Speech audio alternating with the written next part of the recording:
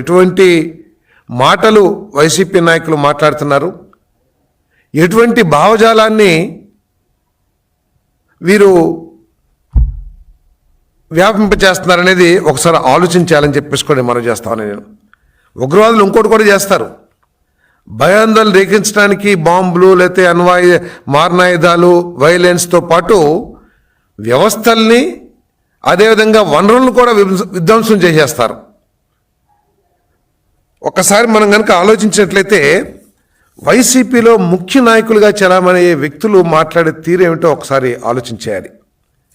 మొన్న ఒక పార్లమెంట్ సభ్యులు, సీనియర్ పార్లమెంట్ సభ్యులు మితిన్ రెడ్డి గారు జగన్మోహన్ రెడ్డి గారు ఏమి చెప్తే అది చేస్తాం, ఆత్మాహుతి దళంగా పనిచేస్తాం అని చెప్తా ఉంటే వైఎస్ఆర్ కాంగ్రెస్ పార్టీ ఒక రాజకీయ పార్టీయా లేకపోతే ఉగ్రవాద సంస్థ అని చెప్పేసి నాకు అర్థం కావట్లేదని చెప్పేసి మనం చేస్తాను. నేను వైసీపీ నాయకుడు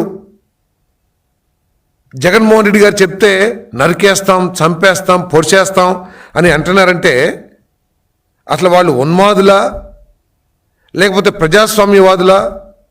ఈ ప్రజలందరూ కూడా అర్థం చేసుకోవాల్సిన అవసరం ఉందని చెప్పేసి కూడా నేను మనవి చేస్తా ఉన్నాను.